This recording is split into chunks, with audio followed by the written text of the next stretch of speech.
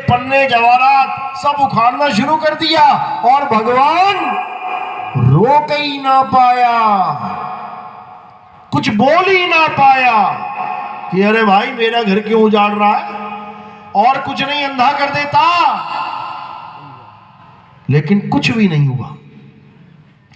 सोमनाथ का मंदिर गुजरात में कितनी बार लूटा गया? 17 बार।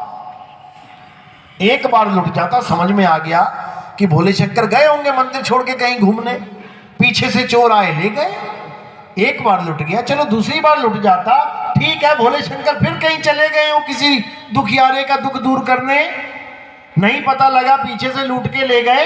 अरे तीसरी बार भी लुट जाता तब भी समझ में आ जाता।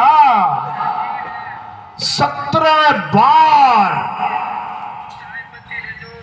17 बार लूट लिया गया भगवान का घर, और भगवान वहीं का वहीं है, वहीं का वहीं है।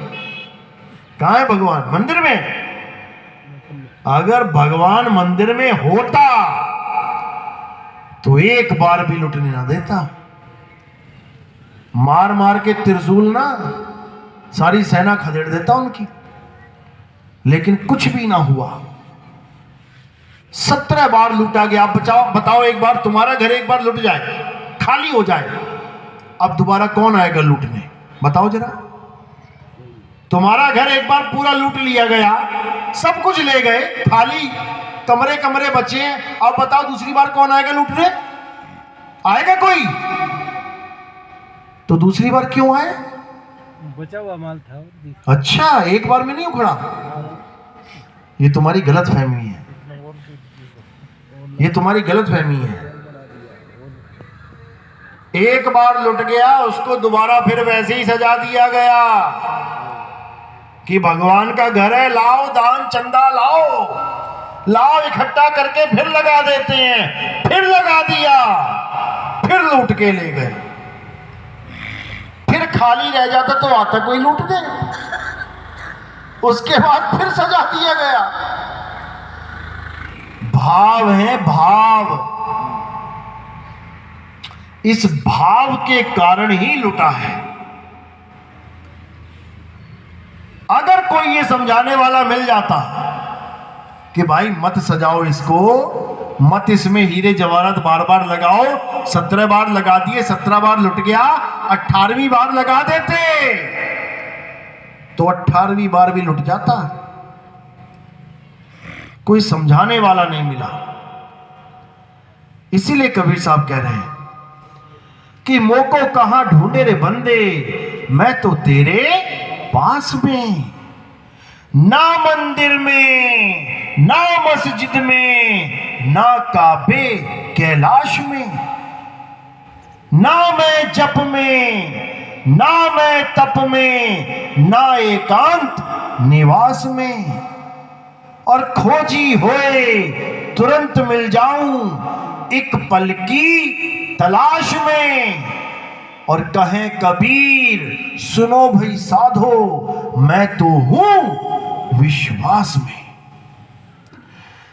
जब गुरु मिल जाता है तो तुम्हें असली घर बताता है परमात्मा का कि तुमने कहां जाना है पूजा करने। ये मंदिर मस्जिद गुरुद्वारे तो अब बने हैं, इंसानों ने बनाए हैं। अगर भगवान मंदिर में ही रहते होते तो भगवान ने जब ये दुनिया बनाई ना तो अपना ऐसा भव्य मंदिर बनाते और कहते कि मैं यहीं रहता हूं, जिसने भी आना है यहीं आके पूजा करे। तुमसे ना बनवाते फिरते दान चंदा ले लेके भगवान का घर बनाओगे तुम, वो भी दान मांग मांग के। जिसने ये सारी दुनिया बना डाली, सूरज चांद सितारे बना डाले, खंड ब्रह्मांड बना डाला, वो क्या मंदिर नहीं बना पाएगा? वो तुमसे बनवाएगा। और तुम बनाओगे, कोई और आएगी पार्टी वो तोड़ देगी, बचा भी ना पाएगा।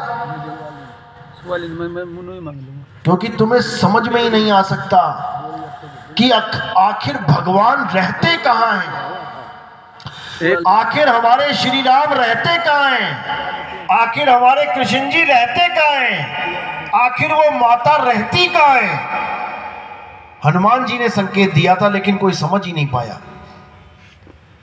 जब श्री राम जाने लगे लीला खत्म करके, तब विभीषण ने पूछा कि आपके श्री राम जा रहे हैं, अब कैसे मिलोगे उन्हें? अब कहां जाओगे ढूंढने? तब श्री राम के उस सेवक ने यह नहीं बोला कि मैं एक मंदिर बनाऊंगा या मंदिर में जाऊंगा राम जी से मिलने। उसने क्या किया? हनुमान जी की बात कर रहा हूं। क्या किया उन्होंने? अपना सीना फाड़ के दिखा दिया कि मेरे राम, मेरे प्रभु राम जिस मंदिर में रहते हैं वो इस काया के अंदर है। इसीलिए कहते हैं मंदर, यानी मन के अंदर।